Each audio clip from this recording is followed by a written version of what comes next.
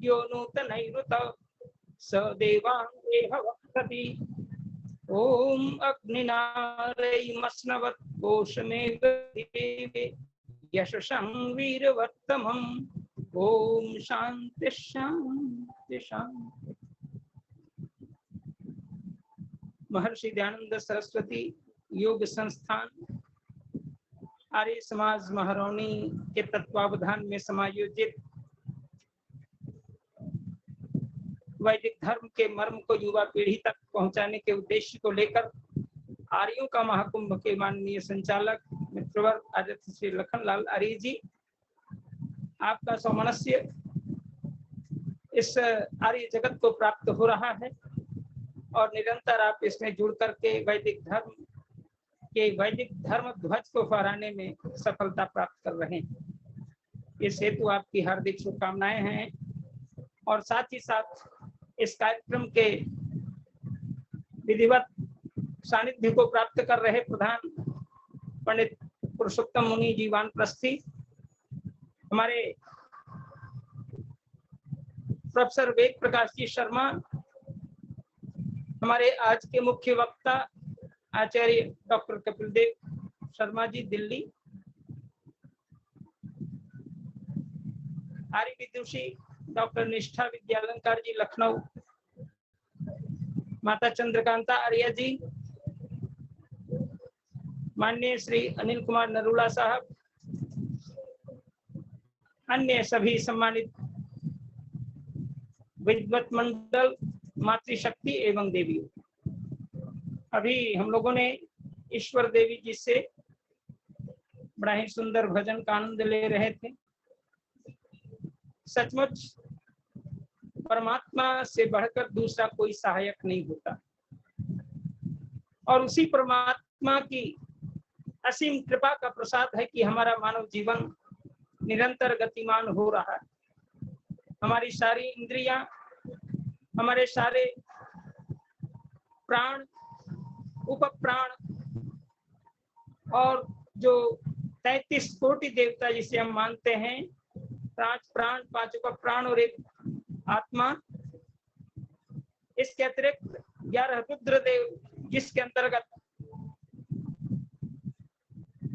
समस्त प्राण के अंतर्गत जीवात्मा का संयोग और उसके अंतर्गत 12 आदित्य देवता, जिसमें 12 महीनों का संयोग चल रहा है, इंद्र और प्रजापति, फिर 8 वसु, ये सब मिला के 33 कोटि देवताओं का जो चक्र चल रहा है, इस परमात्मा की असीम सृष्टि को हम आनंद की प्राप्ति के साथ, सुख की प्राप्ति के साथ भोगने का जो सामर्थ्य प्राप्त कर रहे हैं, उस महान जगदीश्वर की कृपा।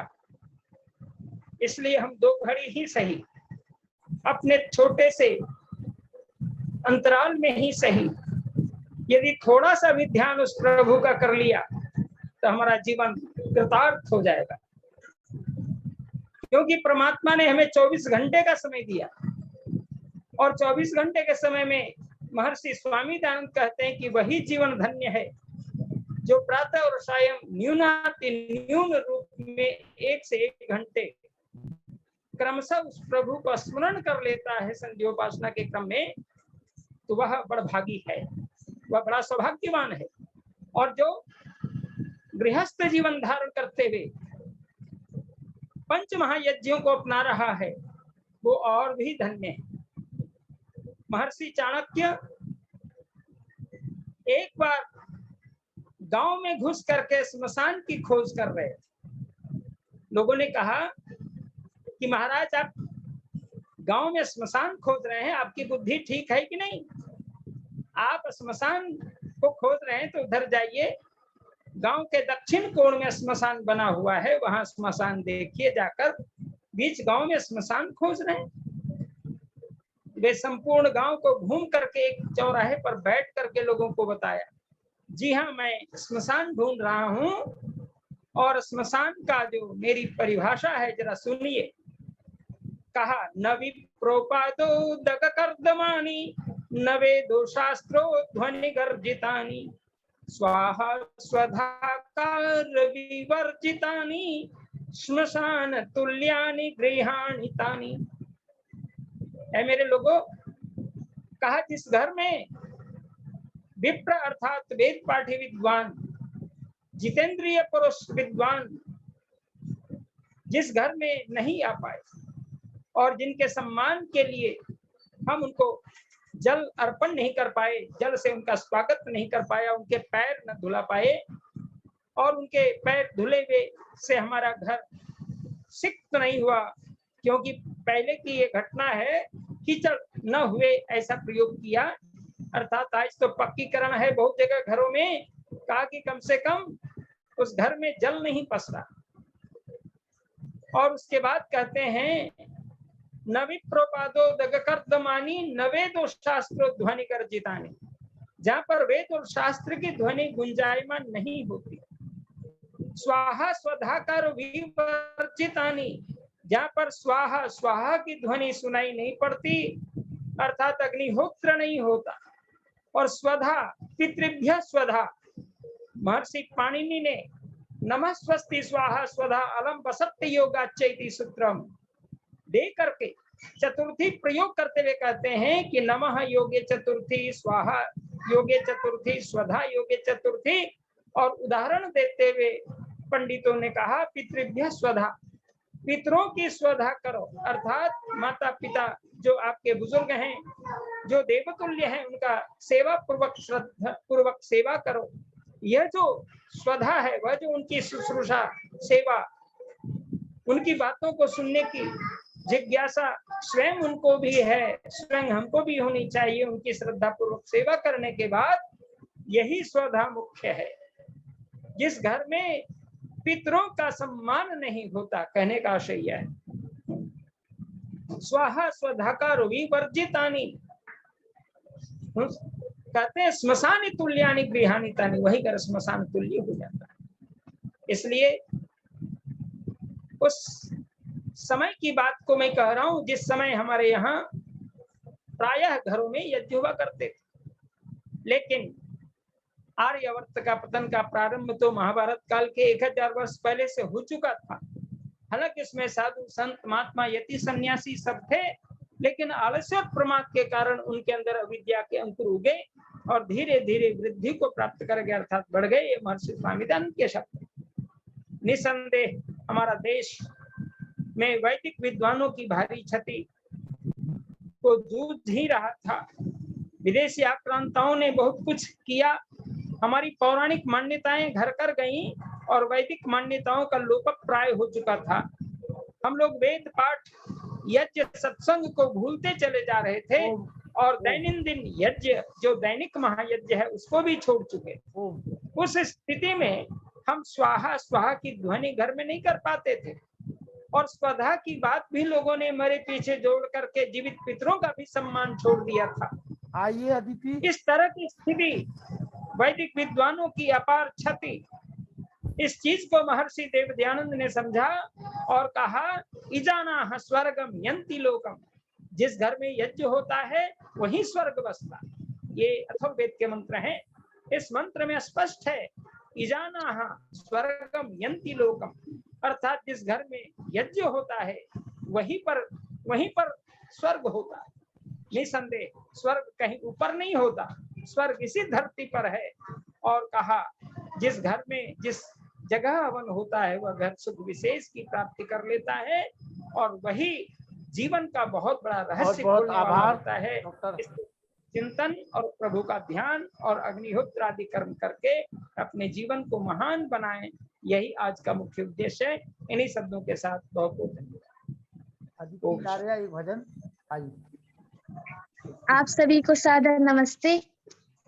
नमस्ते। ज्ञान रूप भगवान हमको भी ज्ञान दे दो,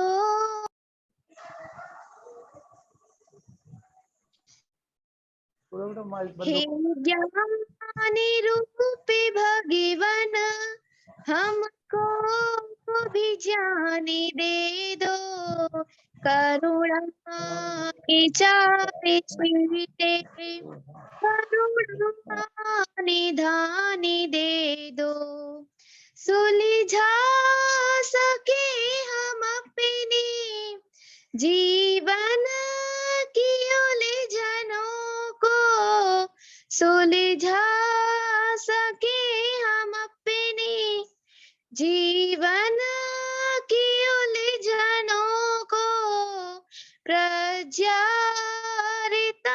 भरावो बुद्धि का दान दे दो, दाता तुम्हारे दर पर किस चीज की कमी है, चाहो तो निर्धनों को दौलत की खाने दे दो, अपनी मदद हमेशा खुद आप कर सके जो, इन बाजुओं में सकती हे शक्तिमान दे दो, हे ज्ञान रूप भगवान हमको भी जाने दे दो, करुणा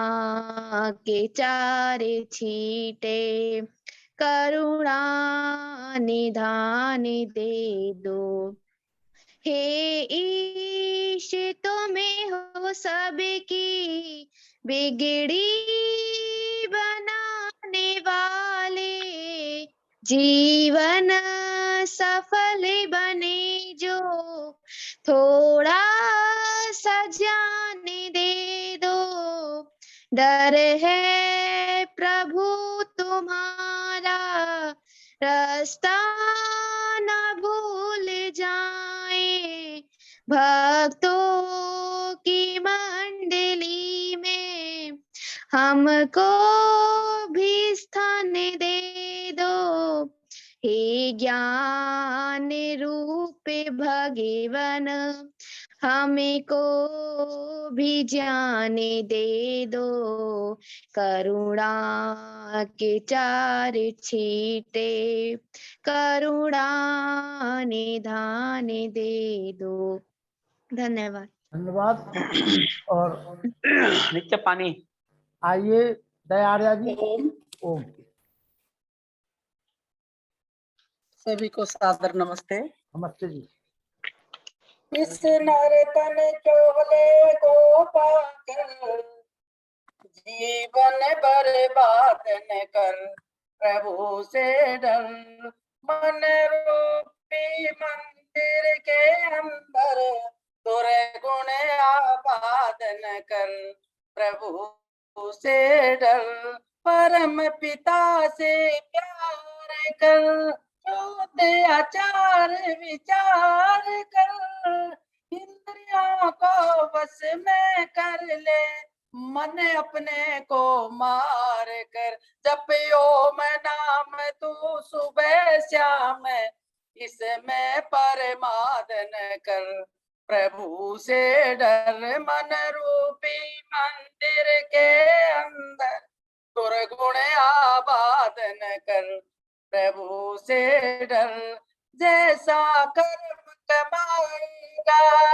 वैसा ही फल पाएगा, जैसा कर्म कमाएगा वैसा ही फल पाएगा, खिला जो फूल जवानी का यह एक दिन डल जाएगा, तो दुष्ट जनों से दूर ही रह, इनकी इमदाद न कर, प्रभु से डर, मन रूपी मंदिर के अंदर दुर्गुण आबाद न कर, प्रभु से डर, बिल्डिंग आलीशान बना, फर्नीचर से खूब सजा, बिजली के पंखे फिट करके रेडियो वीडियो भी लगवा, पर अपने सुख के लिए किसी का घर बर्बाद न कर, प्रभु से डर, मन रूपी मंदिर के अंदर दुर्गुण आबाद न कर, प्रभु से डर। सेवा अपना लक्ष्य बना, दीन दुखी के कष्ट मिटा। सेवा अपना लक्ष्य बना, दीन दुखी के कष्ट मिटा। हीरा जन्म मोलक है ये, मिट्टी में ना इसे मिला। मन को संभाल तू पथिक, इसको आजाद न कर। प्रभु से डर, प्रभु से डर, मुनि प्रभु से पुरुषोत्तम वानप्रस्थी डर। जी, ओम। मुनि पुरुषोत्तम वानप्रस्थी जी, गुरु जी आए और हमारे डॉक्टर कपिल देव शर्मा जी को सादर आमंत्रित करें। मुनि पुरुषोत्तम वानप्रस्थी जी। ओम त्वं हीना पिता वसु त्वं माता सत्कृतो बभूविथ अथा ते तुन्नीमहे। समस्त महानुभावों के लिए सादर नमस्ते। बहुत अच्छी अच्छी भजनों की अभी प्रस्तुति हो रही थी हमारे बीच में। अदिति बिटिया, ईश्वर देवी जी, दया आर्या जी माता जी, और अभी इसके पहले ही हमारे डॉक्टर व्यासनंद, सम्मानीय व्यासनंद शास्त्री जी ने ये अपना थोड़ा सा उद्बोधन हम लोगों को दिया। अब हम आज का फिर तृतीय दिवस सम्मानीय डॉक्टर कपिल देव शर्मा जी को, जिनको मैं पिछले 2 दिनों से सुन रहा हूँ, और आज फिर अपने उसी विषय को लेकर के क्रमशः आगे बढ़ते हुए विषय को लेते हुए और हमारे बीच में उपस्थित हैं। मैं बड़े सम्मान के साथ में समादरणीय सम्मानीय श्री डॉक्टर कपिल देव शर्मा जी के लिए आमंत्रित करता हूँ, आप आए और उसके आगे के विषय को हम लोगों के बीच में रख करके हम लोगों को इसका लाभ प्रदान कराएं। सम्मानीय डॉक्टर कपिल देव शर्मा जी। नमस्ते जी। नमस्ते जी, नमस्ते जी। नमस्ते जी, आइए जी, आवाज सही आ रही है जी? आ रही, आपकी आवाज आ रही जी। जी, ठीक है जी।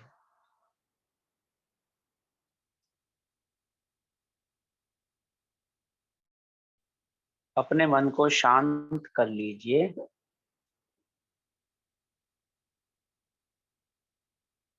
और अपने चित्त में प्रसन्नता को ले आइए।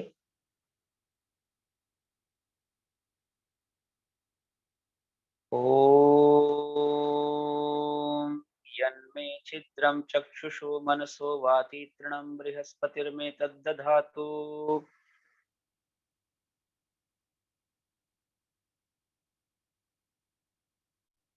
समादरणीय आज के हमारे इस कार्यक्रम के संयोजक महोदय भाई श्री लखनलाल आर्य जी, हमारे आदरणीय पुरुषोत्तम जी वानप्रस्थी जी, और डॉक्टर वेद व्यास जी, और आर्य जगत की विदुषी बहन निष्ठा जी, तथा मेरे बड़े ही पूज्य डॉक्टर वेदपाल जी भी हैं, तो आप सबको हृदय से प्रणाम। और मेरे अग्रज भ्राता श्री आचार्य अखिलेश जी, और मैं बहुत विद्वानों से जिनसे परिचित हूँ उन सबको प्रणाम करता हूँ, और जिनको नहीं भी जानता उनको भी प्रणाम करता हूँ, और सबको मेरे अंतःकरण से नमन है।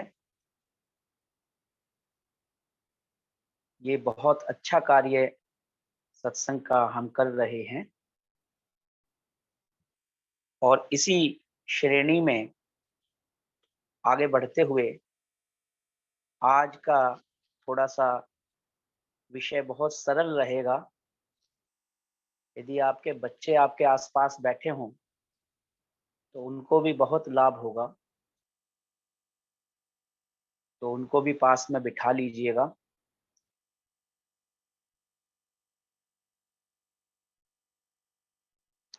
मैंने आपके सामने एक पवित्र वेद मंत्र बोला, यन्मे छिद्रम चक्षुषो मनसो वाति तृणम बृहस्पतिर्मे तद्दधातु शन्नो भवतु भुवनस्य यस्पतिः। यजुर्वेद के 26वें अध्याय का 3रा मंत्र है और बहुत ही अच्छी प्रार्थना की गई है। और प्रार्थना क्या है कि जिससे प्रार्थना की गई है उसका नाम है बृहस्पति। बृहस्पति यहाँ पर ईश्वर को भी कहा गया है।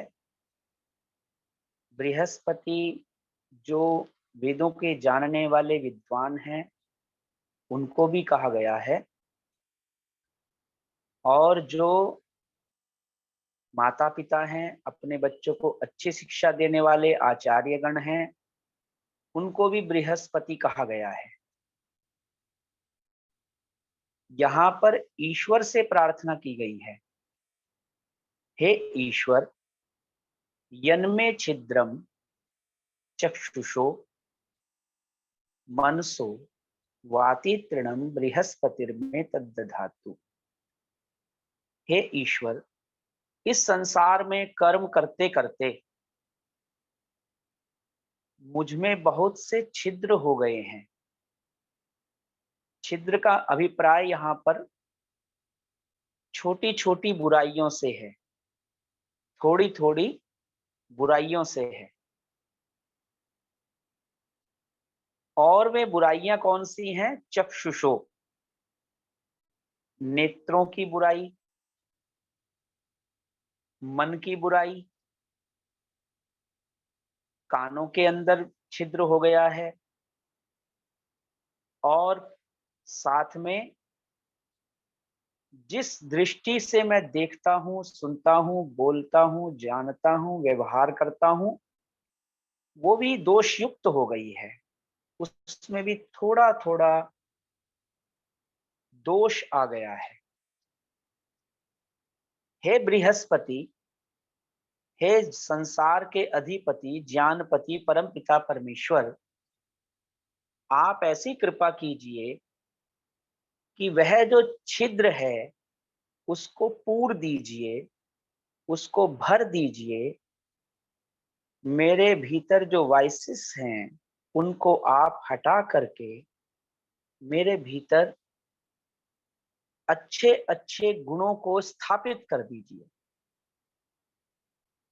तो आज का जो यह मेरा विचार बिंदु रखने का है, यह है कि हम कैसे बुराइयों की तरफ जाते हैं, कैसे हमारा जीवन, अभी जैसे बतलाया गया है कि 5000 साल से कितने साल पहले, 6000 वर्ष लगा लीजिए, 5000 वर्ष तो लगभग महर्षि महाभारत को हो चुके, जैसे महर्षि दयानंद जी ने सत्यार्थ प्रकाश में लिखा है।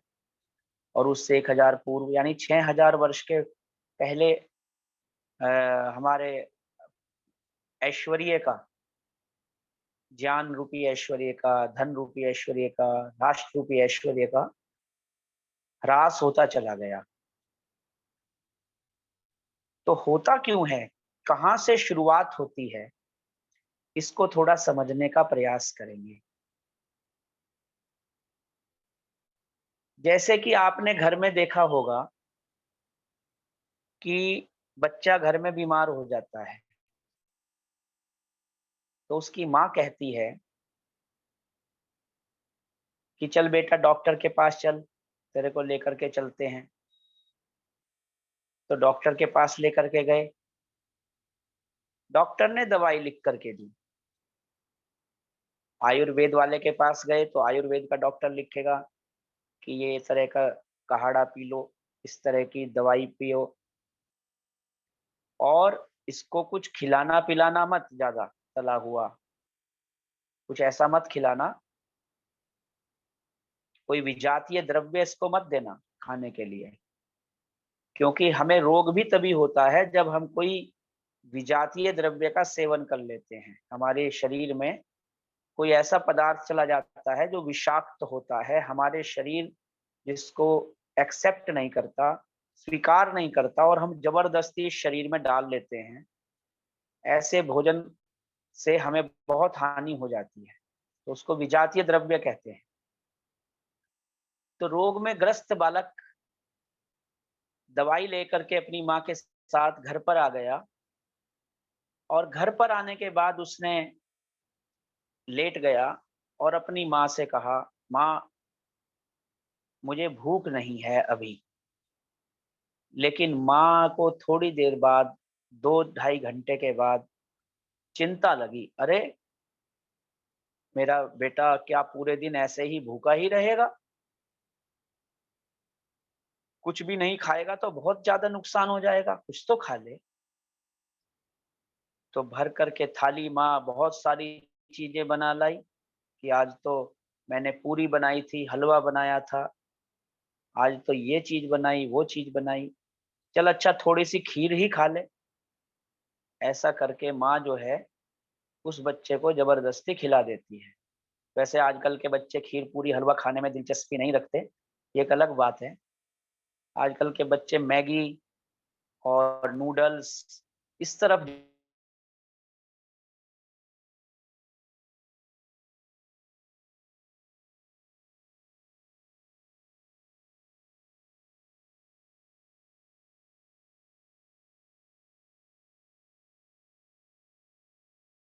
तन में राध्यताम इदम अहम अनृतात् सत्यम उपैमि, कि मेरे जीवन का उद्देश्य है सत्य की प्राप्ति करना, सत्य को अपनाना, और मैं अपने जीवन में सत्य बोलूंगा। मेरे आचार्य ने जब मुझे यज्ञोपवीत दिया था, तब यज्ञोपवीत देते हुए मेरे आचार्य ने मुझे कहा था कि सदा सत्य बोलना, सत्यम वद धर्मम चर, सत्य बोलना और धर्म का आचरण करना। तो ऐसा सत्य व्रत धारण करने के पश्चात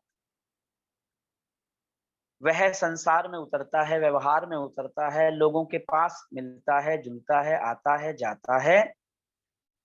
तो आप जानते हैं समाज में, संस्थाओं में पूर्ण सत्य को अपनाना बहुत कठिन हो जाता है। इसलिए जो लोग झूठ बोलने के अभ्यासी होते हैं वो उसको कहते हैं, अरे क्या कर रहा है भाई, सत्य का महाव्रत जो है ये पालन करना आसान काम नहीं है। वो कहता है ये तो बहुत आसान है, सच तो एक बार बोला जाता है और झूठ बोलने के लिए तो बहुत मेहनत करनी पड़ती है। कहते हैं ना, एक झूठ के लिए फिर 100 झूठ, एक झूठ की रक्षा करने के लिए 100 झूठ और बोलने पड़ते हैं। तो इसलिए वो कहता है मैं सच बोलूंगा। लेकिन जब कभी व्यवहार काल में या कोई बहुत बड़ा लाभ होने वाला होता है व्यक्ति को, तब उस समय व्यक्ति सोचता है, अरे क्या हो गया, थोड़ा सा झूठ भी बोल लेंगे तो क्या हर्ज है, थोड़ा सा ही तो है ना। एक बार तो ऐसा भी सुना गया है कि महाभारत का युद्ध चल रहा था, और महाभारत के युद्ध में जब द्रोणाचार्य पूरी गति से युद्ध कर रहे थे, पूरी शक्ति से युद्ध कर रहे थे, और उस समय जब उन्होंने पांडवों के सेनापति और सेना का बहुत नुकसान कर दिया, मार दिए बहुत सारे सैनिक, सैकड़ों की संख्या में, तो भगवान श्री कृष्ण जी ने नीति का प्रयोग किया, और नीति का प्रयोग करते हुए कहा कि द्रोणाचार्य को मारना तो बहुत जरूरी हो गया है, लेकिन कोई इसके लिए तैयार ही नहीं हुआ। तब उस समय कहते हैं कि एक हाथी था, आपने सुनी होगी ये घटना, तो उसका नाम अश्वत्थामा था, और जो द्रोणाचार्य के पुत्र थे उसका भी नाम अश्वत्थामा था। तो भीम ने जाकर के अश्वत्थामा रूपी हाथी को मार दिया, और उस समय ऐसा चारों ओर कोलाहल उत्पन्न किया गया कि अश्वत्थामा मारा गया, अश्वत्थामा मारा गया। तो इस बात को सुनकर के द्रोणाचार्य ने पहले तो विश्वास ही नहीं किया। अर्जुन से पूछा, अश्वत्थामा मारा गया, सबने हाँ कर दी कि हाँ अश्वत्थामा तो मारा गया।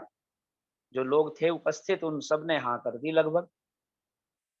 और जब युधिष्ठिर की ओर देखा, फिर महाराज की ओर, तो युधिष्ठिर से पूछा, युधिष्ठिर अश्वत्थामा मारा गया? तब कहते हैं कि युधिष्ठिर ने भी तो थोड़ा सा झूठ बोल दिया था। फिर अगर हम थोड़ा सा झूठ बोल देंगे तो क्या फर्क पड़ जाएगा? युधिष्ठिर ने भी तो कह दिया था ना, नरो व कुंजरो वा, कि मुझे क्या पता, मारा तो गया पर मैं नहीं जानता कि हाथी था या आदमी था। ऐसा कह दिया। तो इसलिए थोड़ा सा झूठ बोलने से अगर हमारा कोई स्वार्थ सिद्ध हो जाता है तो क्या हानि है इसमें? समाज में सभी लोग झूठ बोलते हैं, अपना अपना झूठ बोल करके काम चलाते हैं। बल्कि समाज में देखने में तो ये भी आता है कि राजा हरिश्चंद्र जैसे लोग जो हैं, जिन्होंने स्वप्न देखा और सत्य का पालन किया, ऐसे लोग भी हैं। उन्होंने क्या प्राप्त किया? सच बोल करके क्या प्राप्त किया उन्होंने? तो जब उनको ही कोई सुख नहीं मिला अपने जीवन में, तो हमको कैसे सुख मिलेगा सत्य बोल करके? ऐसा लोग सोचते हैं। तो कहते हैं थोड़ा सा झूठ बोल लेना चाहिए भाई, कोई बात नहीं होती। कोई गुरुकुल का विद्यार्थी जब समाज में आता है गुरुकुल से पढ़ने के बाद, तब उसको एक नया संसार दिखाई देता है। जब तक वो गुरुकुल में रहता है, एक अच्छी दिनचर्या में रहता है, सुबह 5 बजे उठता है, रात को समय से सोता है, विधि विधान के अनुसार पढ़ाई करता है, नियम के अनुसार पाठ याद करता है, और बिल्कुल ब्रह्मचर्य का पालन करते हुए निष्ठा पूर्वक रहता है। लेकिन उस समय जब वह समाज के अंदर उतरता है, बाहर आता है, तो देखता है चारों तरफ चकाचौंध ही चकाचौंध है। फिर मॉल में देखता है, कोई मित्र मॉल में ले गया, तो देखता है यहाँ तो दुनिया ही अलग है ना? सबके सब लोग बहुत फैशनेबल हैं। मैं तो गुरुकुल में ऐसे कपड़े पहनता था, बिल्कुल सादे सरल सीधे, और यहाँ तो बहुत तरह का फैशन है।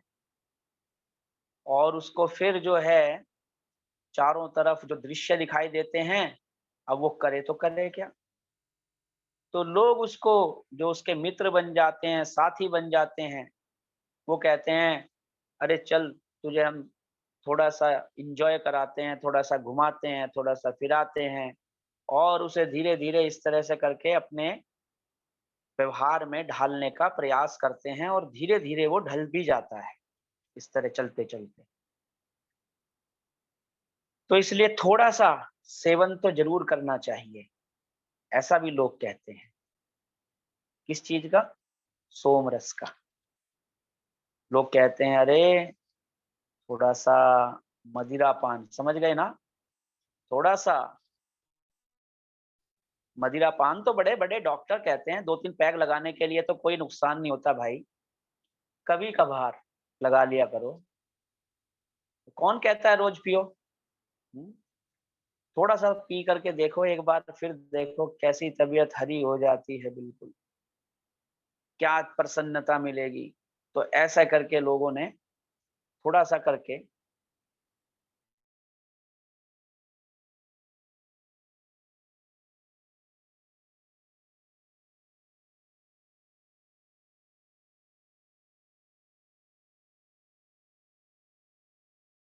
खूब पियो।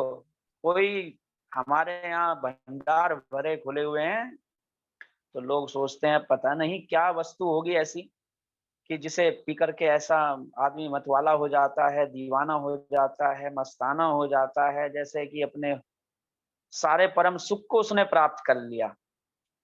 शराबी आदमी जब शराब की बोतल लेकर के जो सड़क से बाहर निकलते हैं, तो ऐसा लगता है उन्होंने आज दुनिया की सबसे बड़ी विजय प्राप्त कर ली है, ऐसा करके। ऐसा मैंने सुना है अपने बड़े बुजुर्गों से कि पहले हमारे समय में मेरे दादाजी या दादी जी बताया करते थे, और कई बुजुर्गों से भी इसी बात की है मैंने, कि पहले हमारे देश में कोई चाय नहीं पीता था, चाय का सेवन कोई नहीं करता था।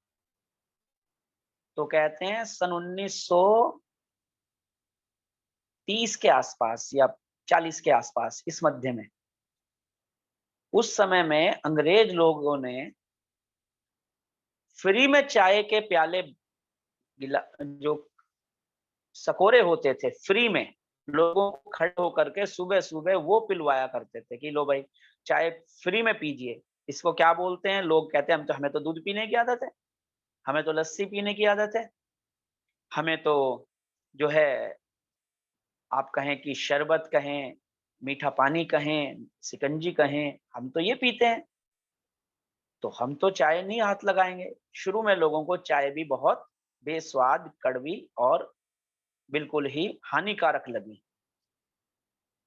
लेकिन जब फ्री में किसी भी वस्तु की आदत हो गई धीरे धीरे वो पीने की उस तरह से, अब हमारे घर में कोई मेहमान आ भी जाता है तो हम उसको सबसे पहले चाय ही परोसते हैं। एक समय था हम उसको दूध, लस्सी, छाछ या शिकंजी पिलाया करते थे, लेकिन अब हमारी शुरुआत ही चाय से या कॉफी से होती है। तो खैर, एक बात है ये भी कहने की कि चलो थोड़ी सी चीज से शुरुआत की गई थी। इसी तरह से जो लोग सिगरेट पीते हैं, धूम्रपान करते हैं, आपने गुटखा खाते हुए देखे होंगे सड़क किनारे बहुत सारे लोग जो गुटखा खाते रहते हैं, जिन्होंने अपने दांत खराब कर लिए, शरीर खराब कर लिया, गला खराब कर लिया, और फिर भी खाए चले जाते हैं। और गुटखे के ऊपर भी लिखा हुआ है कि ये शरीर के लिए हानिकारक है, इससे कर्क रोग होता है, कैंसर होता है। अब वो सोचते हैं इतना थोड़ा सा ही तो खा रहे हैं, वो तो शायद बहुत सारा खाने से होता होगा। तो पहली बार जब कोई किसी को सिगरेट पकड़ा देता है, वो सोचता है बस 2, 4, 5, 7 कश लगाऊंगा और बस। एक सिगरेट पीने में क्या, टेस्ट करने में क्या जाता है, मैं कौन सा रोज रोज पीने वाला हूँ। ऐसा करके आदमी 1, 2 बार, 3 बार पीने का फिर अभ्यासी बन जाता है उसका। पहली बार, दूसरी बार गुटखा खाया, फिर उसका अभ्यासी बन जाता है। अब एक दूसरे प्रकरण की तरफ चलते हैं इसी दिशा में। एक बिच्छू कहता है कि मुझे तुम्हारे पूरे शरीर से कुछ लेना देना नहीं है, तुम 5 फीट 5 इंच के 6 इंच के आदमी हो। अरे भाई, मुझे तुम्हारे पूरे शरीर से क्या लेना देना है? मुझे तो अपने एक छोटे से पतले से डंक को, छोटी सी सुई जैसे डंक को अपने शरीर में थोड़ा सा स्थान दे दो बस। बाकी शेष शरीर को मैं कुछ भी नहीं कहूंगा।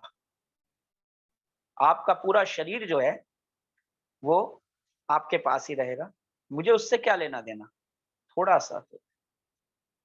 इस तरह करके वो बिच्छू आदमी को काट लेता है। अब तो बिच्छू की बात छोड़ो, मच्छर भी काट लेना आदमी को तो आदमी को लगता है डेंगू ना हो जाए कहीं मुझे। तो इसलिए आदमी को मच्छर से भी इतना डर लगता है अब जितना बिच्छू से नहीं लगेगा।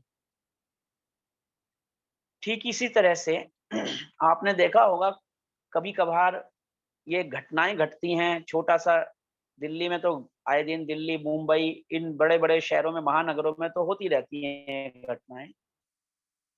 अभी कुछ दिन पहले नरूला साहब, आप जानते ही हैं यहाँ पर दिल्ली में कहाँ पर आग लग गई थी।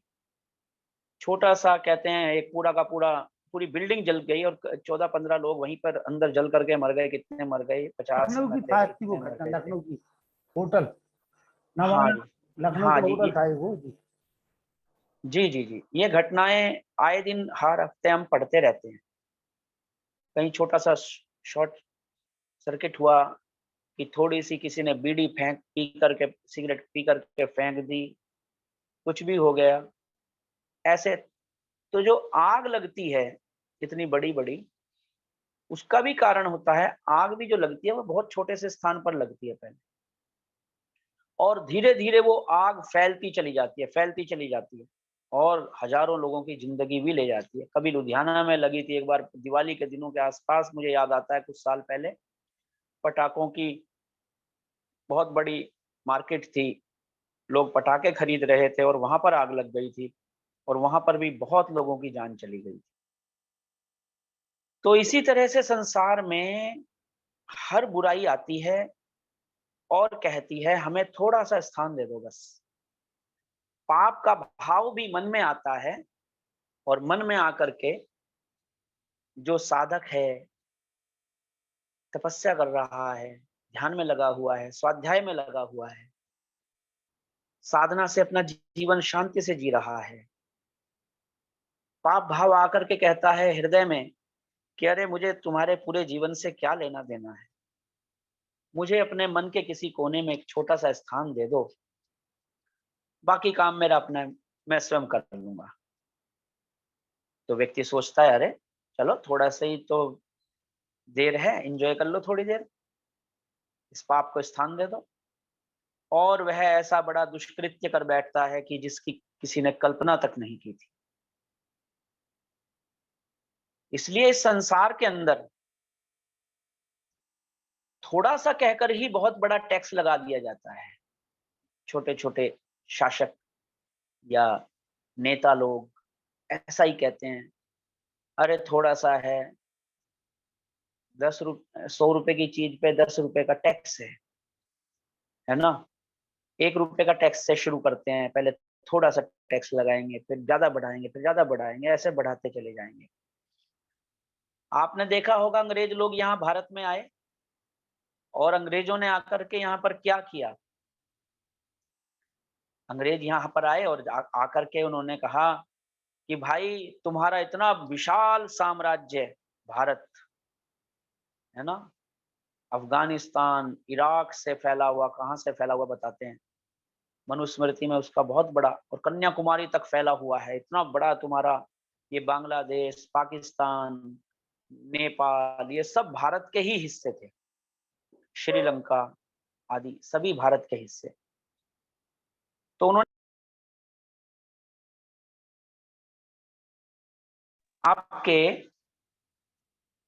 इतने बड़े साम्राज्य से क्या लेना देना, हमें तो एक थोड़ी सी भूमि दे दो आप, बस केवल थोड़ी सी भूमि चाहिए। किस लिए चाहिए? हम एक छोटी सी कंपनी बनाएंगे और उस कंपनी का नाम क्या है? कोई बच्चा बैठा हुआ है तो बताएगा। उस बेटी ने जिसने भजन गाया था कहाँ गई? सुन रही है? अच्छा ठीक है, कोई बात नहीं, बच्चों को सुनवाते रहिए। हाँ। तो उन्होंने कहा कि हमें एक कंपनी खोलनी है, ईस्ट इंडिया कंपनी, और बंदरगाह जो बंगाल में है, हमें वहां पर उसकी छोटी सी कंपनी की एक ब्रांच खोलेंगे और हम इंग्लैंड से यहाँ पर लोग आएंगे और आपको अच्छी अच्छी चीजें बना करके देंगे और बना करके आपके लिए सुख सुविधाएं करेंगे, आपके लिए सड़कें बिछाएंगे, आपके लिए धीरे धीरे रेल मार्ग बनाएंगे, आपको अच्छी अच्छी बंदूकें देंगे, आपको तोपें देंगे, हम तो आपकी सेवा के लिए आए हैं। और उन्होंने भारत को, जिस भारत में हम रहते हैं, इस भारतवर्ष को लगभग 250 वर्ष तक गुलाम बना करके रखा। 250 वर्ष तक हमारे देश के लोगों के ऊपर खूब अत्याचार किए। और आप जानते हैं उनकी संख्या कितनी थी? कुल 30,000। कितनी संख्या थी? कुल 30,000 संख्या थी अंग्रेजों की जो भारत में रहते थे यहाँ पे। और भारत के लोगों की संख्या कितनी थी? ऐसा बतलाते हैं कि लगभग भारत के अंदर उस समय 40 करोड़ के आसपास लोग रहते थे। 30,000 लोगों ने 40 करोड़ लोगों पर शासन किया, ये सत्य है, क्योंकि इन्होंने थोड़ी सी भूमि उनको दे दी थी कि लो, उन्होंने पूरे देश पर कब्जा कर लिया। आपने सुनी होगी एक घटना वामन अवतार की, पुराणों में या पौराणिक लोगों के साथ बैठ करके सुनी होगी मेरे विचार से।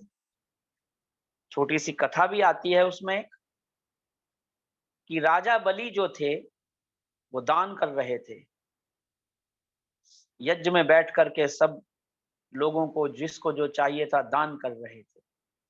उसी समय कहते हैं कि एक उनको थोड़ा सा अभिमान हो गया और कुछ ऐसी परंपरा है, कुछ ऐसी घटनाक्रम है, पूरा विश्लेषण तो मैं नहीं कर पाऊंगा, संक्षेप से बताऊंगा।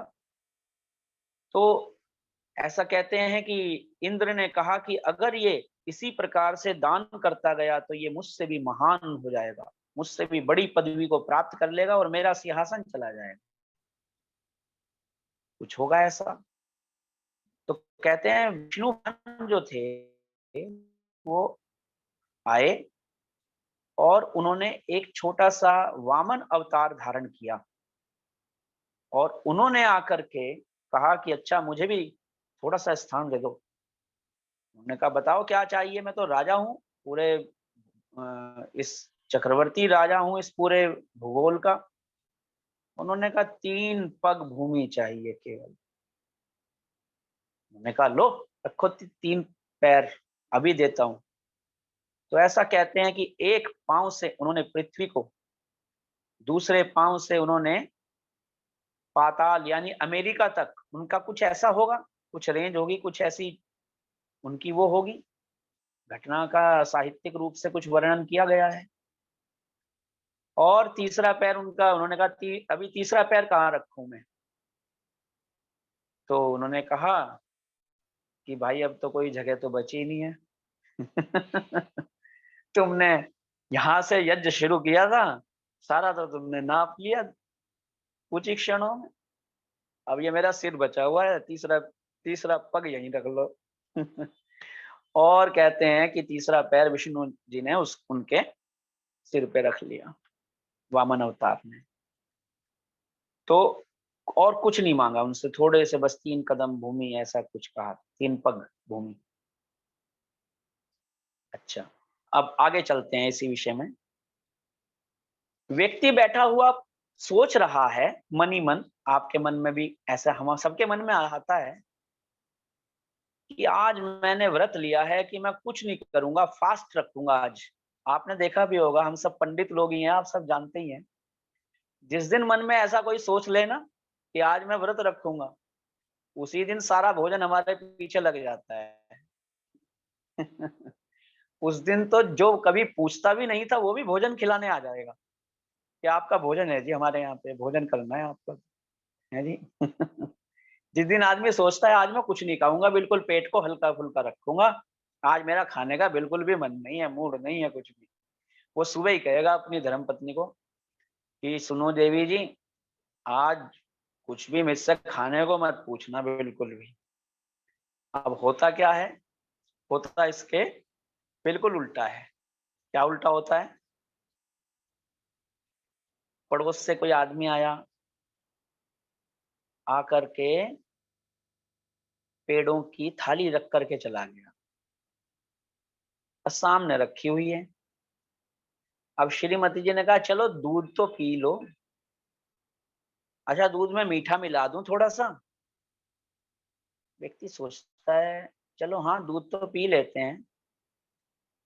अच्छा वो फिर श्रीमती जी पूछती हैं अच्छा आप एक काम और कीजिए, वो पेड़े दे करके गए हैं भाई साहब, पड़ोस से आए हुए हैं,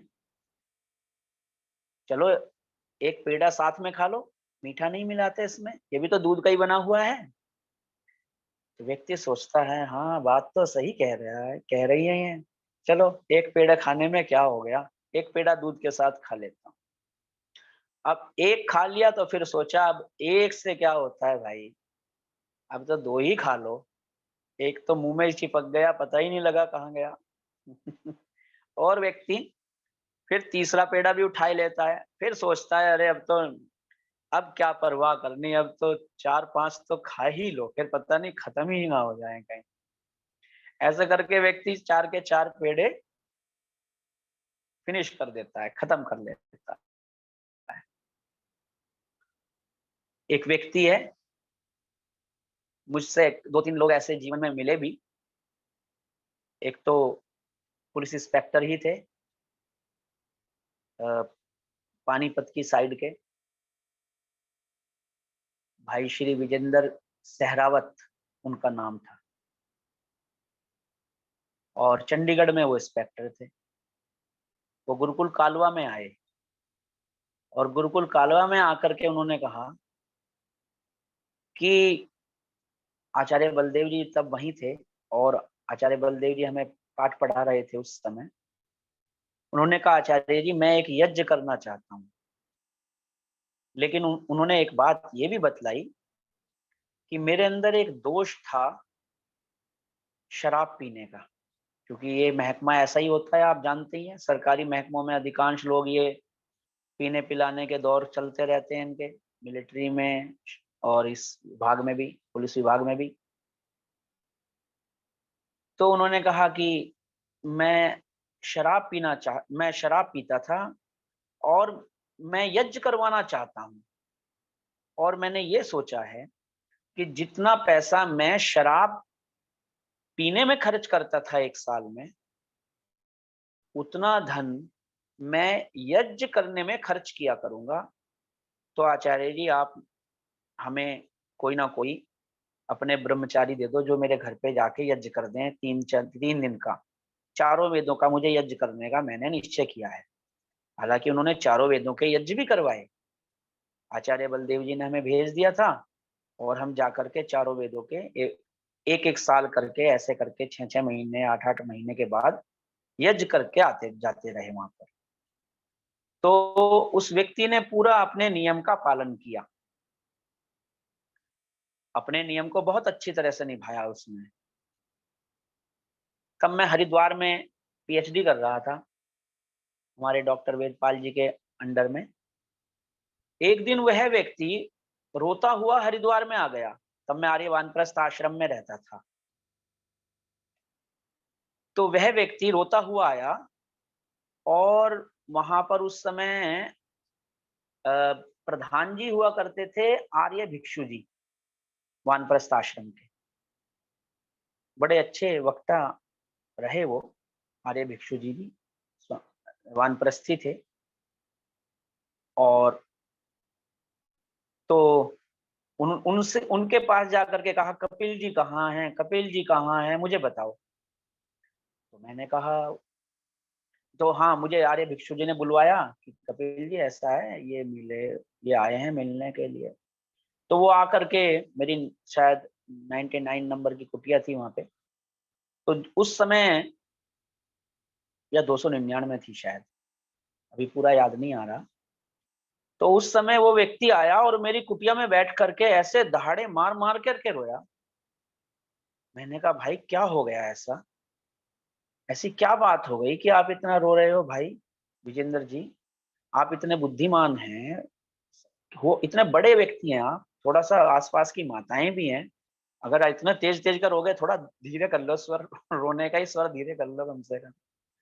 कहने लगे, नहीं, मैंने जो व्रत लिया था कि मैं कभी शराब नहीं पीऊंगा, और मैं शराब जो पी करके जो यज्ञ, 4 वेदों के यज्ञ मैंने करवाए, मैंने उस नियम को पूरी निष्ठा के साथ में पालन कर रहा था। और होली के दिन मुझे मेरे यार दोस्त ले करके खींच करके ले गए, और उन्होंने जो मुझे बताया मैं वो बता रहा हूँ। उन्होंने मुझे कोल्ड ड्रिंक में शराब मिला करके पिला दी और कहा, अब बता तू क्या कर लेगा। और जैसे ही मैंने पी, उसके बाद मेरे चित्त में इतना भयानक उपद्रव हो गया कि जैसे मेरी सारी तपस्या खत्म हो गई है और मेरा जीवन मुझे अब बोझल लगने लगा। तो मैंने उस समय, जिस समय वो मुझे लेकर के जा रहे थे, उसी समय मैं अगर उनको रोक देता तो शायद मैं बच जाता। अब मेरा गंगा सामने बह रही है कपिल जी, मेरा मन हो रहा है अब मैं जीऊं मत, अब मैं खत्म हो जाऊं, बस मैं जाकर के इसमें छलांग लगा दूं। अब मेरा ऐसा मन हो रहा है, नहीं तो मुझे समाधान बता दो क्या करूं। इस तरह करके उनको एक थोड़ा सा प्रलोभन दिया गया और वो उस प्रलोभन में फंसे और प्रलोभन के कारण से इस स्थिति में आ गए कि मरने की सोचने लगे। मैंने उनको कहा कि देखिए, आपको मैं जो मेरी समझ है मैं उपाय बताता हूं कि आपकी बॉडी में अल्कोहल गया हुआ है ना, आपने जानबूझ करके तो ये काम नहीं किया, ठीक है। चलो मान लिया जानबूझ करके भी अज्ञान अविद्या तमोगुण के प्रभाव में आकर के आपने ये काम कर ही लिया, तो आपके रक्त की शुद्धि के लिए, प्रायश्चित के लिए, क्योंकि हर पाप का कुछ ना कुछ प्रायश्चित भी है कि हम ये काम दोबारा तो नहीं करेंगे। मैंने कहा आप दोबारा भी पी सकते क्या? वो कहने लगे हम दोबारा नहीं पिएंगे, मैं दोबारा हाथ नहीं लगाऊंगा। उन दोस्तों को मैंने जाके घर पे खूब गालियां दी उसके बाद। मैंने कहा ये काम भी और उल्टा गया, मतलब फिर गाली देने भी उनके घर पर पहुंच जाते हो पीने भी उनके घर गए, गाली देने भी उनके घर पहुंच जाते हो, कमाल के आदमी है। मैंने कहा उसका समाधान क्या है कि आप जो है 10 दिनों तक सिर्फ गाय का दूध पियो, बस भोजन बिल्कुल नहीं, गाय का दूध पियो, गाय के दूध की दही का सेवन करो, अन्न नहीं सेवन करना आपको। आप ये दंड ले लो अपने लिए और गायत्री मंत्र का जाप करो और भगवान से अच्छी बुद्धि की कामना करो कि हे परमात्मा मुझे ऐसी अच्छी बुद्धि दे कि अगर अगली बार पाप मेरे सामने आए, ये इस तरह का कोई व्यक्ति मेरे सामने आए, कोई मुझे प्रलोभन दे, तो मैं उसके प्रलोभन में एक बार भी नहीं फंसूंगा। चाहे कितना भी मेरा चित्त मन मुझे खींचता हो तब भी हिलूंगा नहीं, उसी जगह लेट जाऊंगा, बैठ जाऊंगा, लेकिन हटूंगा नहीं अपने मार्ग से। तो उन्होंने, मैंने 10 दिन कहा, 15 दिन हो गए। 15 दिन के बाद मैंने फोन किया उनको, तो मैंने कहा कि आपने भोजन शुरू कर दिया या नहीं? तो उनकी धर्मपत्नी, बहुत अच्छी साध्वी, बहुत साध्वी महिला, वो बहन जी बोली कि जी इन्होंने तो उस दिन से ही गाय का दूध पिया और कह रहे हैं 1 महीने तक गाय का ही दूध पीना है बस। अब मुझे आचार्य जी ने बतलाया है, इसी से मेरा शुद्धिकरण हो। तो ध्यान रखें, एक थोड़ा सा भी प्रलोभन ऐसे खींच करके ले जाता है व्यक्ति को भयानक से भयानक बुराई के दलदल में, व्यक्ति समझ ही नहीं पाता। ठीक इसी तरह कई बार ऐसा भी होता है हमारे साथ कि हम जो है बाजार से गुजर रहे हैं, हमें लूज मोशन लगे हुए हैं और अचानक किसी ने हमसे कहा कि अरे चलो थोड़ी सी चाट खा लो, थोड़े से गोलगप्पे खा लो, ठीक है ना और व्यक्ति क्या करने लगा, जाते जाते सोचा चलो निकल रहे हैं 4-5 गोलगप्पे खा लें, उसको लूज मोशन लगे हुए हैं जबकि, और उसने उसके स्वाद के कारण से फिर से वो खा लिए। ऐसे ही कई बार ऐसा भी हमने देखा है, हमारे साथ घटनाएं घटती हैं कि हमें गाड़ी पकड़नी है सुबह, मान लिया 7 बजे की ट्रेन है हमारी, और हम ये सोचते हैं 4 बजे का अलार्म भर दो और 4 बजे का अलार्म भरने के बाद हम निकलेंगे और जाकर के ट्रेन पकड़ लेंगे और सामान वगैरह रात को ही पैक कर लेंगे, तभी जब सुबह सुबह 3-4 बजे उठेंगे तभी उठा लेंगे सामान भी हम, जल्दी क्या है। 4 बजे का अलार्म बजा और हमने सोचा अरे ट्रेन तो 7 बजे की है, चलो 15-20 मिनट और लेट लेते हैं, थोड़ा सा और सो जाते हैं, और ऐसा करके हम थोड़ी देर और सोने लगे। 4:30 बज गए, फिर ये आया कि अरे नींद खराब हो रही है, अभी तो टाइम बचा हुआ है ना, 5 बजे उठ जाएंगे। 5 बज गए, आलस्य ने और अधिक, उस समय निद्रा और अधिक आती है, और फिर उस समय थोड़ा सा और सोने लगे, और इसी बीच 6 बज गए। फिर हुआ कि आज तो सारी रात जो है ना परेशानी ही रही, पूरी रात बीत गई, नींद ही ठीक से नहीं आई। अब तो 8 बजे वाली बस पकड़ करके जाएंगे दिल्ली, अब क्या करना ट्रेन पकड़ने का सुबह सुबह, ऐसा सोच करके ट्रेन चली गई और जो प्रयोजन उसका दिल्ली में पूरा होना था व्यक्ति का, वो प्रयोजन से वंचित रह गया। ठीक इसी तरह से आपने सुना होगा, एक छोटी सी घटना है कि एक व्यक्ति था, उस व्यक्ति को फांसी की सजा सुनाई गई, किसको फांसी पर चढ़ाओ। तो उससे अंतिम इच्छा पूछी गई, आपकी कोई अंतिम इच्छा है, आप कल सुबह फांसी पर चढ़ने वाले हैं। उसने कहा हाँ मेरी इच्छा है एक, कि मैं अपनी माँ से मिलना चाहता हूँ। कहा अच्छा, तो आप अपनी माँ से मिलना चाहते हैं, बिल्कुल मिलवाएंगे, आपकी माँ को बुलवाएंगे। तो माँ को बुलवाया गया, जेलर साहब के सामने माता जी को बुलाया गया। तो उसने कहा माँ मैं तुम्हारे कान में कुछ कहना चाहता हूँ।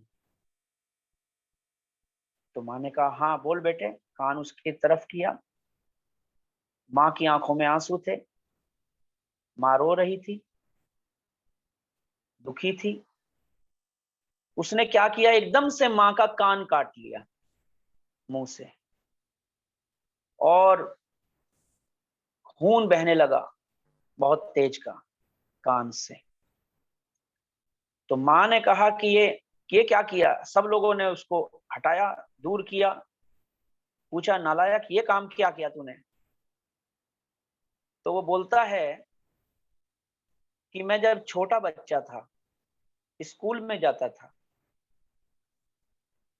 उस समय मैं पेंसिल चुरा करके ले आता था, रबर चुरा करके ले आता था, बच्चों की नोटबुक्स चुरा करके ले आता था।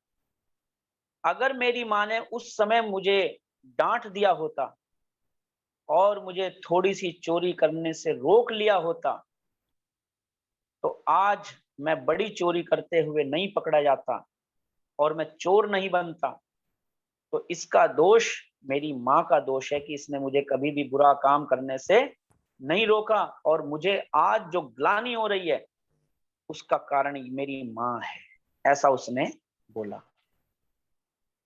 तो थोड़ा सा बुराई की तरफ, हाँ जी कुछ कहना चाहते हैं आर्य जी? नहीं बस संगार करे जी। अच्छा कुछ कहना चाह रहे हैं आप? नहीं बोलिए आप, संगार अच्छा करिए। अच्छा हाँ। तो उसकी माँ का कान उस चोर ने काट लिया, उसको फांसी हुई, लेकिन कहने लगा इसका कुछ दंड मेरी माँ को भी मिलना चाहिए। तो मेरे आदरणीय भाइयों और बहनों, मेरे माताओं बहनों, प्यारे बच्चों, हर काम संसार में थोड़ा सा कहकर ही शुरू होता है। ऐसा कहते हैं, मैं आपको छोटी छोटी घटनाएं सुना रहा हूं, आपको ये घटनाएं बड़ी रोचक और अच्छी भी लग रही होंगी। ऐसा कहते हैं कि एक व्यक्ति था,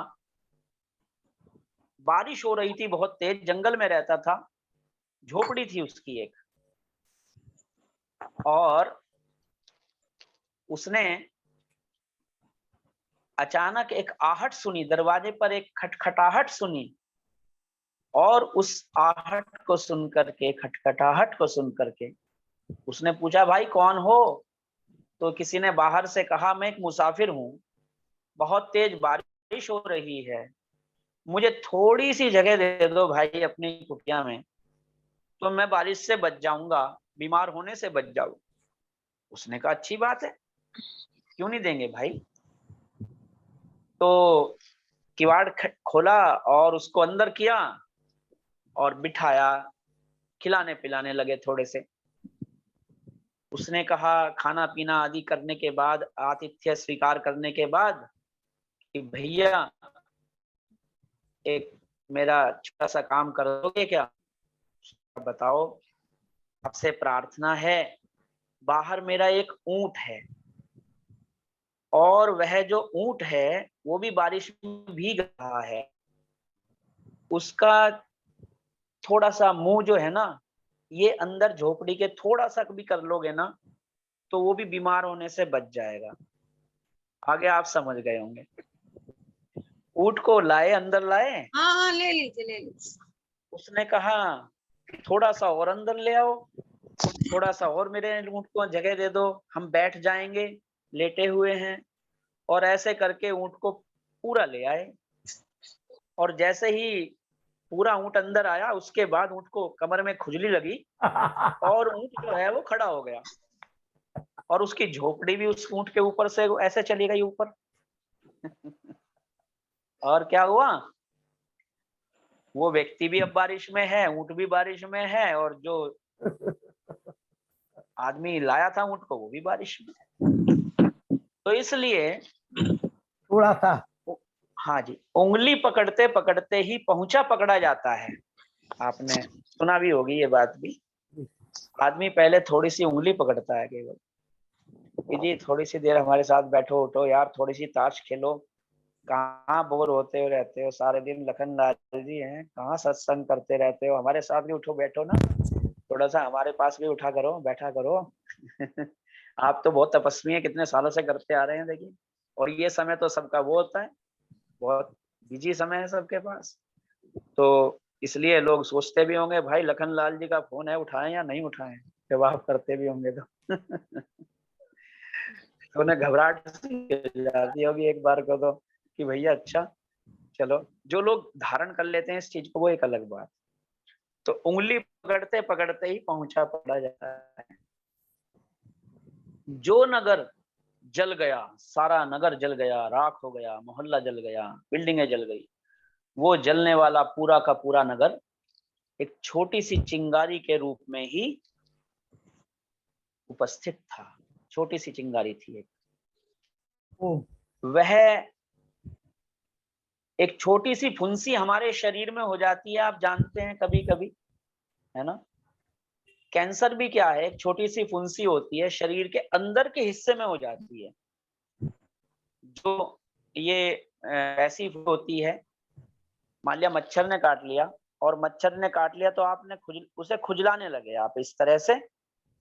मच्छर के काटने को खुजलाना नहीं चाहिए, लेकिन ये बात पता नहीं थी व्यक्ति को, और वो धीरे धीरे खुजलाने से वहां पर बड़ा व्रण बन गया, और व्रण बनने से वहां पर बड़ा फोड़ा हो गया, और फोड़ा होने से मवाद बन गई, और मवाद पक जाती है फिर और ज्यादा, और कई बार तो जान भी चली जाती है। इस प्रकार से सारे शरीर में विष फैल जाता है उसका।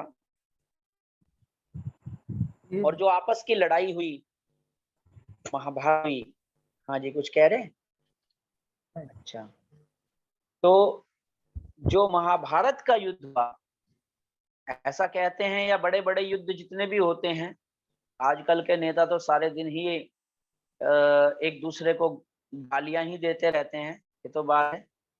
जितने मैं नाम क्या लूं, कांग्रेस के लोग हैं या ये पार्टियों के लोग हैं, आम आदमी पार्टी है, सब है, ये सब दुनिया भर के लोग हैं, ये एक दूसरे को गालियां ही देते रहते हैं पार्टियों के लोग।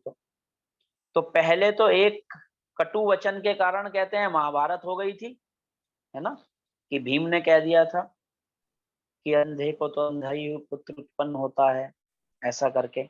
हालांकि द्वेष तो पहले से विद्यमान था दुर्योधन के भीतर, ऐसा रहता है।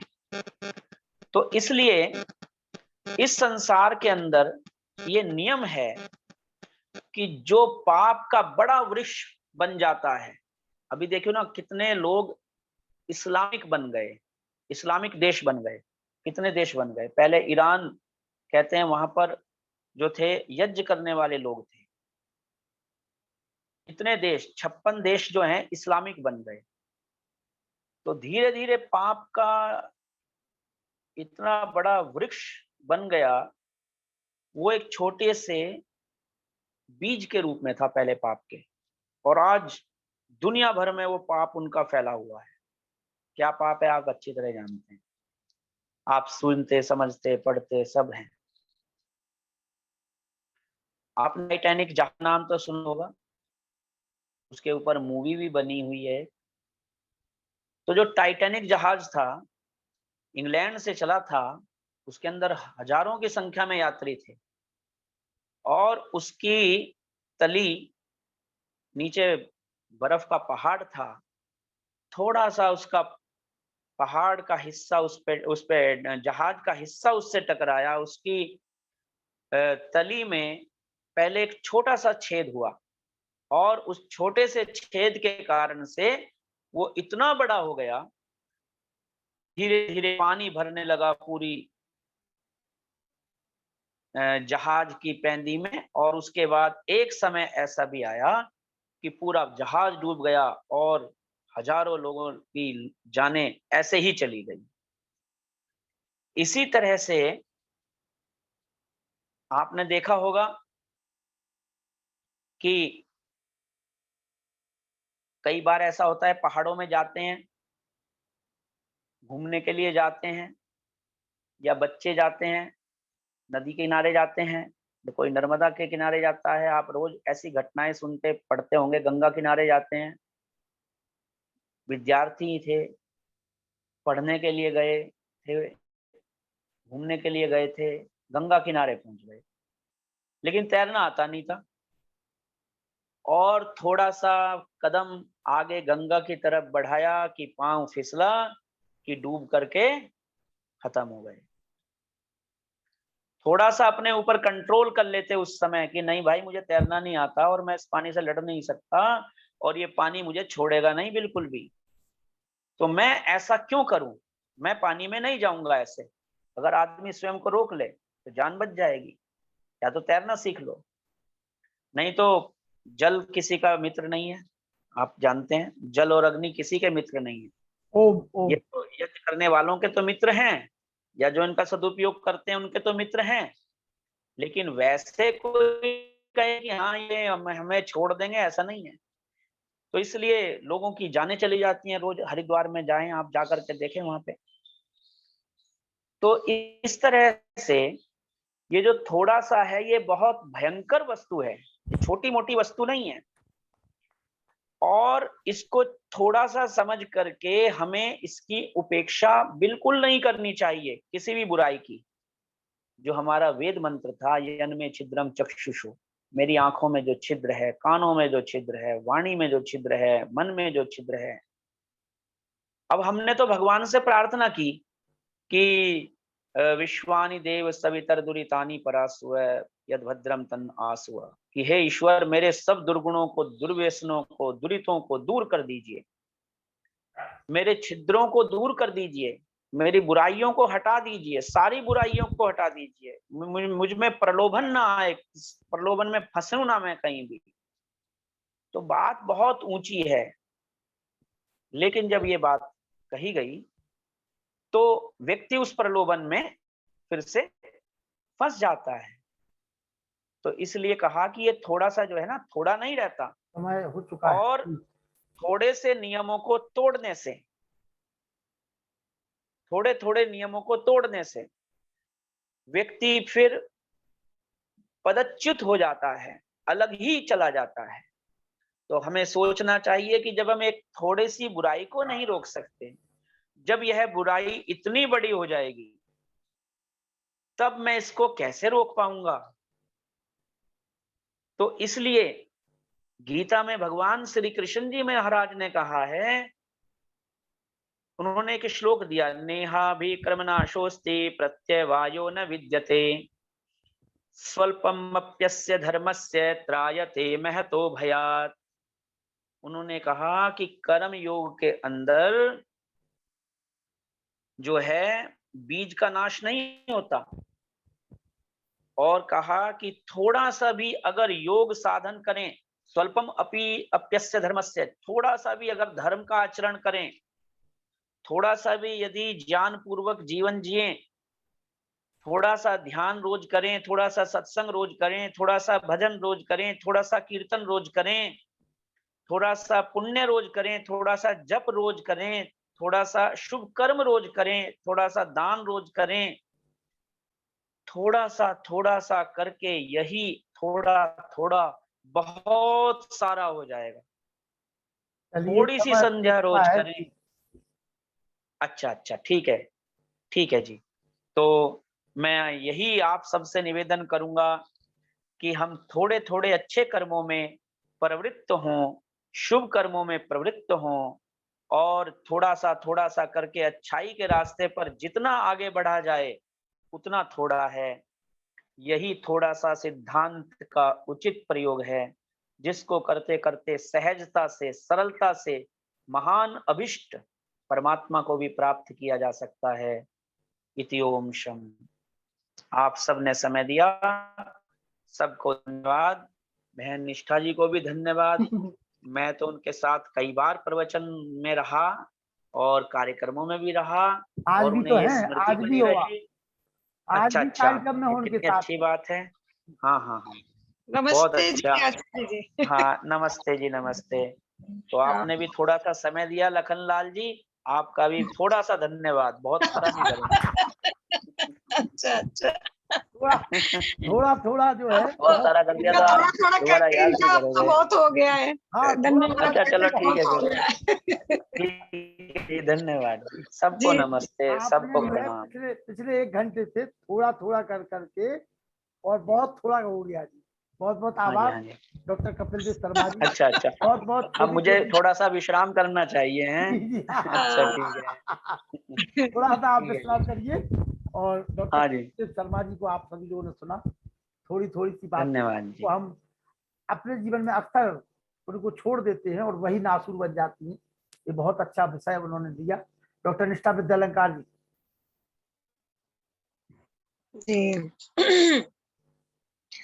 वेदवाणी, कल्याणी वाणी और आध्यात्मिक संदेशों को दूर दूर तक ऑनलाइन माध्यम से पहुंचाने वाले हमारे भाई लखन लाल जी आर्य और आज के मुख्य वक्ता विद्वतवर्य डॉक्टर कपिल देव जी शर्मा और आपके ही जो संबंधी हैं आचार्य डॉक्टर अखिलेश जी शर्मा और आचार्य डॉक्टर व्यासनंदन जी शास्त्री और भी जो हमारे विद्वान लोग जुड़े हों, पुरुषोत्तम मुनि जी, नरूला जी, माता चंद्रकांता जी और वेद प्रकाश शर्मा जी और जिनके बच्चे शांति पाठ कराते हैं, सभी प्रबुद्ध जन श्रोतागण, बहुत ही उत्तम व्याख्यान आप सुन रहे थे कि कोई भी चीज थोड़े से शुरू हो करके और वो कितना विशाल वट वृक्ष ले लेती है। इसलिए थोड़े से हम कोई भी चीज का प्रारंभ करें तो उसकी अच्छाई और बुराई परख करके ही हम उसकी शुरुआत करें, क्योंकि अगर अच्छी बातों का हम प्रारंभ करेंगे थोड़े से तो वो थोड़े थोड़े होते हुए विशाल रूप ले लेंगे और अच्छाइयों का प्रचार प्रसार होगा, हमारा जीवन अच्छा बनेगा, सुगंधित बनेगा, यशस्वी बनेगा। और अगर थोड़ी थोड़ी बुराइयों से प्रारंभ कर देंगे तो वही थोड़ी थोड़ी बुराइयां भरते भरते हमारा पूरा का पूरा जीवन ही नष्ट हो जाएगा। तो इसलिए ये तय हमें करना है कि हम कौन सी तरफ, क्योंकि आज स्थितियां ऐसी हैं कि बुराइयां हमें अपनी ओर स्वभावतः आकर्षित कर लेती हैं और अच्छाइयों के मार्ग पर चलना हमको बड़ा कठिन प्रतीत होता है। लेकिन जो रास्ता हमें प्रारंभ में बड़ा कठिन प्रतीत होता है, उसी का ही जो परिणाम होता है वो बाद में बड़ा सुखदाई होता है। ऋषि दयानंद ने भी सत्यार्थ प्रकाश में लिखा है, यत अग्रे विष तुल्यम परिणामो अमृतोपमम। जो चीज हमें अच्छाई का मार्ग का अनुसरण करना हमें कठिन लगता है। अब वो मांझी जो बिहार के थे, उनकी पत्नी का देहावसान हो गया, वो अस्पताल नहीं ले जा पाए और थोड़ा थोड़ा मार्ग वो रोज बनाते रहे और ऐसा कर करके उन्होंने कितने वर्षों में एक पूरी सड़क का निर्माण कर दिया। तो ये उनका संकल्प अच्छा था, थोड़े से थोड़े थोड़े ढेले हटाने शुरू किए और एक उन्होंने इतना सुंदर मार्ग बना दिया। लेकिन आज बुराइयां लोग जरूर फैलाते हैं, अच्छी चीजें अपने पास रखे रहेंगे, फल मेवा आदि वो किसी को नहीं पूछेंगे, लेकिन थोड़ी सी तंबाकू है उसमें फटाफट करके और थोड़ी तुम भी ले लो, थोड़ी तुम भी ले लो, कोई खाता भी नहीं है तो थोड़ी तुम भी ले लो। अब थोड़ी थोड़ी से ही वो आदतें एक विशाल रूप ले लेती हैं और दूसरे का जो जीवन है विनष्ट हो जाता है। कितने आर्य परिवारों की ये सच्ची घटनाएं मेरे पास हैं कि इस तरह से थोड़ी सी कुसंगति में पड़ करके और उनके बच्चों का पूरा जीवन ही बर्बाद हो गया, नष्ट हो गया। और बुढ़ापे में आ करके वो माता पिता से पटक पटक करके रोते।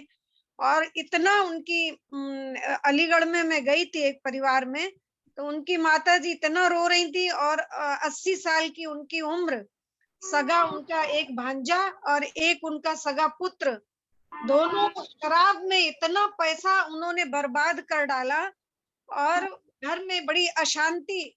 अब वो कहते हैं मैं प्रतिवर्ष उत्सव कराता हूँ, यहाँ इतने बड़े बड़े विद्वान आते हैं, वो तक बहन जी समझा समझा के हार गए।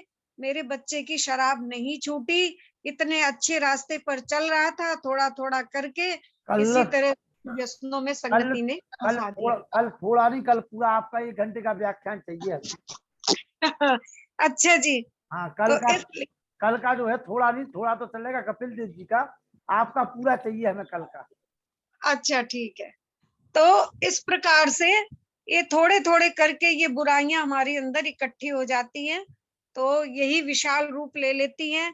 इसलिए इतना कहते इतना कपड़ा फटे तो उसको तुरंत सिल लेना चाहिए, नहीं तो फिर वो इतना फट के पूरा ही फट जाता है।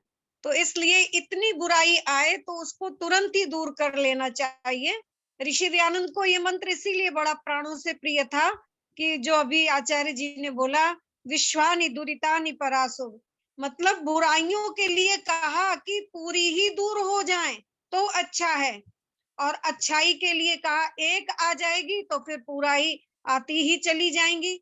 और बुराई अगर एक भी आ गई है तो उनको तुरंत दूर करना चाहिए। दुरितानी में बहुवचन है क्योंकि ये जल्दी फैलती हैं, तो इसलिए कहा बुराइयां सारी ही दूर हो जाएं तो अच्छा है। और भद्रम में एक वचन है, का अच्छाई एक भी आ जाए तो श्रेयस्कर है, एक आएगी चली जाएंगी। तो इसलिए छिद्रान्वेषी बहुली भवंती, एक ही छिद्र से बहुत सारा हमारे अंदर छेद हो जाता है, बढ़ता चला जाता है। इसलिए हम बुराइयों को दूर करते रहें और अच्छाइयों से अपने जीवन को थोड़ा थोड़ा करके बढ़ते रहें। हर चीज थोड़े से ही प्रारंभ होती है। पहले बच्चा ककारा सीखता है, फिर उसके बाद छोटे छोटे वाक्य बनाता है, का ओला कल बावला बल, फिर पूरा का पूरा पैराग्राफ लिखने लग जाता है। तो हर चीज थोड़े से ही शुरुआत होती है और बाद में वो विशाल रूप लेती है। इसलिए वो थोड़ा ही हमारा अगर अच्छे मार्ग पर हो तो वो हमारे लिए हितकर है। धन्यवाद। और कल पूरा 1 घंटे का व्याख्यान रहेगा डॉक्टर निष्ठा विद्यालंकार जी का, और कल की वो मुख्य वक्ता रहेंगी। आप सभी लोग ज्यादा से ज्यादा संख्या में जुड़े, क्योंकि हमारे आचार्य अमोल जी जुड़े हुए हैं, उनको भी हम सुनेंगे। आचार्य अमोल जी को, पहले हमारी बेटी है अर्चना, वो इस समय गुरुकुल से यहाँ आई हुई है घर पे, तो हम चाहते हैं कि उसका एक भजन हो जाए। चंदन सिंह जी हमारे जो मित्र हैं भिंड मोरेना से, उनकी सुपुत्री है, गुरुकुल चोटीपुरा में पढ़ती थी, अब रेवड़ी वो है जो गुरुकुल अपना रुड़की, उसमें है आचार्य सुकामा जी के पास में। बेटी अर्चना आ जाओ।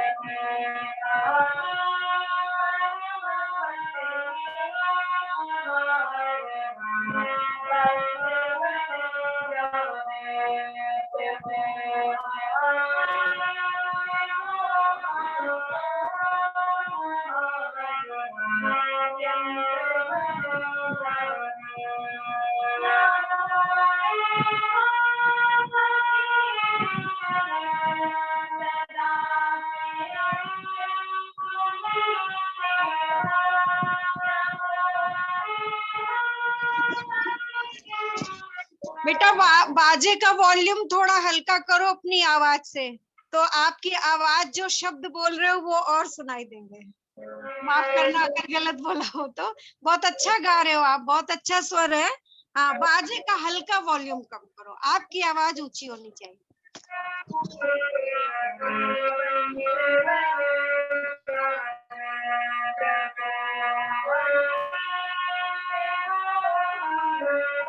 बहुत सुंदर, बहुत सुंदर।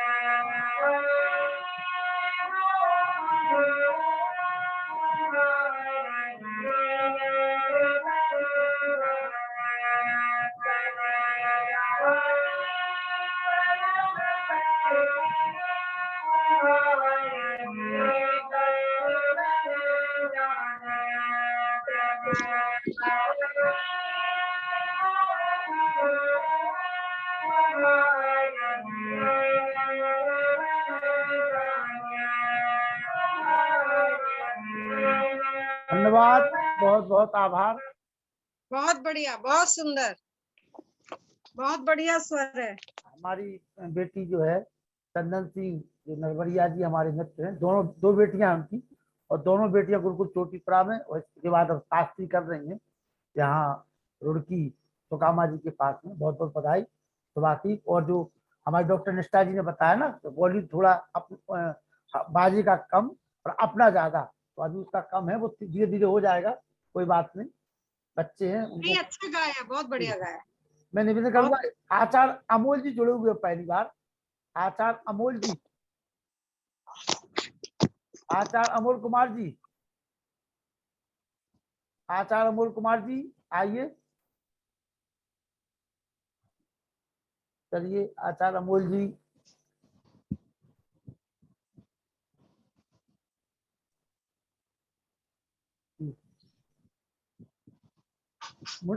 मुनि पुरुषोत्तम वानप्रस्थी जी,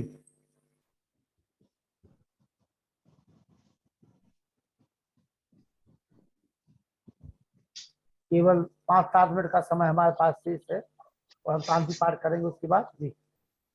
कल डॉक्टर निष्ठा विद्यालंकार जी को पूरा सभी लोग 1 घंटे सुनेंगे आप लोग नए विषय के साथ। आइए। चार लाइनों के साथ में जी। तात मिले पुनिमात मिले सुत भ्रात मिले युगति सुखदाई, राज मिले गजबाज मिले सब साज मिले मन वांछित पाई, लोक मिले सुरलोक मिले विधि लोक मिले वैकुंठ जाई, सुंदर और मिले सभी सुख दुर्लभ संत समागम भाई। और मैं देख रहा हूँ सुंदर कवि हुए बहुत अच्छे, उनका ये कवित्व है। मैं देख रहा हूँ कि हमारे ऐसे विद्वान संतों का सुख कितना कितना उसने उदाहरण दे करके क्या मिल सकता है मुझे, कब कैसे मिल सकता है, लेकिन दुर्लभ क्या है इन विद्वानों का मिलना। और मैं समझता हूँ जितना लखनलाल जी मेहनत करते हैं सफलता है इनको, लेकिन अगर जो अभागे लोग हैं इतनी विनय करने के बाद भी इतना समय नहीं दे पा रहे हैं, अगर वो जुड़ जाएं तो उनका मैं समझता हूँ संत समागम जो हो रहा है यहाँ पर, जिससे दुर्लभ कहा गया, उनका सौभाग्य बड़ा ऊंचा उठ जाएगा। तो मैं सम्मानीय से डॉक्टर कपिल देव शर्मा जी, जिन्होंने 3 दिन से लगातार हमारे बीच में अपने वक्तव्य को रखा है, सम्मानीय व्यासनंदन शास्त्री जी, बहन डॉक्टर निष्ठा विद्यालंकार जी, आचार्य अनमोल जी का नाम लिया जा रहा है। और मैंने अभी मैं एक बार मिल चुका हूँ चंदन सिंह से, कहाँ पर लोग घूमने गए थे जब दोनों बेटियां थी आपके साथ में, पचमढ़ी तो बहुत अच्छा, पचमढ़ी गए थे, पचमढ़ी हम लोग गए थे, तो वहाँ चंदन साथ में थे हम लोग, लखनलाल हम लोग सभी, और दोनों बच्चियां थी उनकी। सभी के लिए सादर नमस्ते। नरूला जी और हमारे डॉक्टर साहब वेद प्रकाश जी, डॉक्टर व्यासनंदन शास्त्री जी, और माताएं तो हमारी सारी कितनी जुड़ी हुई हैं। एक जयदेवी शुक्ला जी भी जुड़ी हुई थी आज, उन्होंने भी बड़ी तन्माता से सुना हुआ है। कल उनका भजन सुनेंगे, कल उनका भजन सुनेंगे अपन।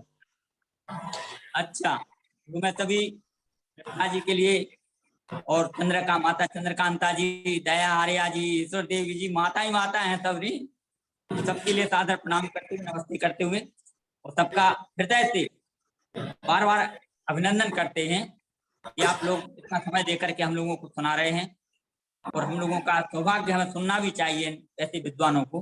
व्यासनंदन शास्त्री जी के लिए साधुवाद। व्यासनंदन शास्त्री जी, व्यासनंदन शास्त्री जी, नरोला जी, केवल एक मिनट, 1 मिनट, केवल 1 मिनट। आदरणीय जी, अभी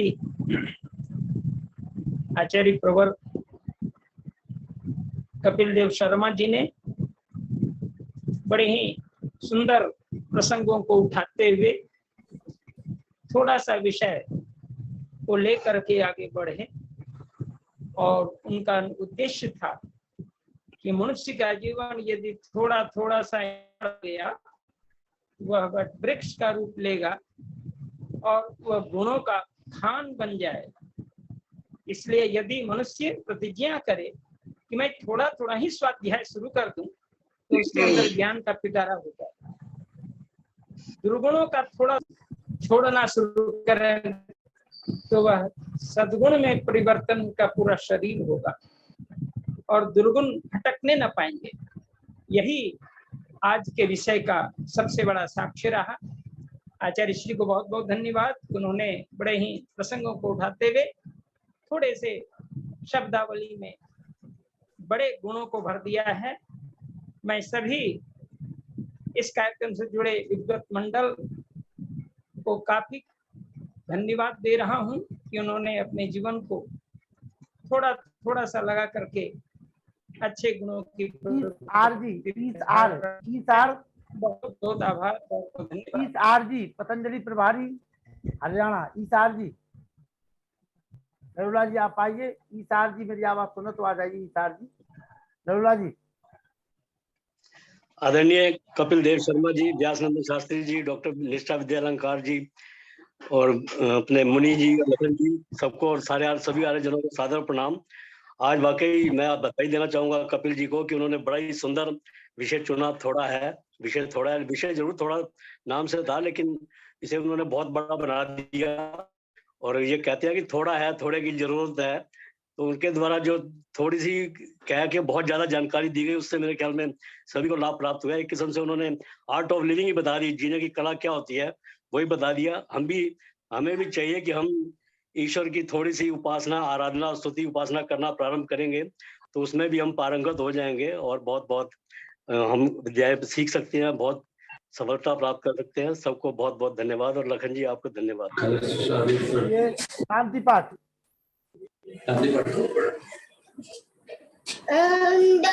शांति अंतरिक्षगम, शांति पृथ्वी, शांति आपा, शांति शांति वनस्पतयः शांतिर्विश्वे देवाः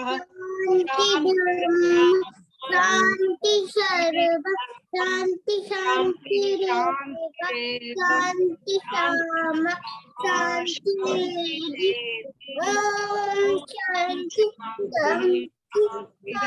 शांति बोले सो अभय वैदिक धर्म की जय, कुंवर विरजानंद की जय, सच्चिदानंद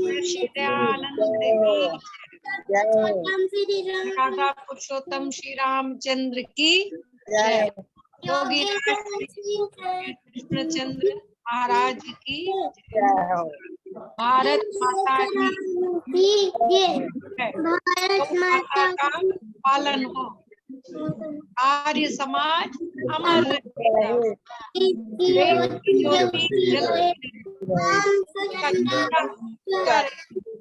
हम बदलेंगे युग बदलेगा, सुधरेंगे युग सुधरेगा, वैदिक परिवार बनाएंगे, धरती पर स्वर्ग सजाएंगे, सत्य सनातन वैदिक अभिवादन सबको सादर हर हाल में रहना हंसते जी, नमस्ते जी, नमस्ते जी, नमस्ते जी, नमस्ते। और कल डॉक्टर निष्ठा विद्यालंकार जी को आप सुनेंगे पूरा 1 घंटे, और उनका कार्यक्रम थोड़ा नहीं होगा, उनका बहुत बड़ा होगा।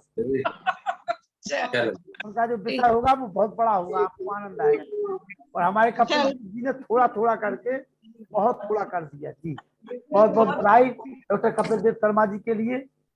और आप सभी को नमस्ते, कल मिलते हैं।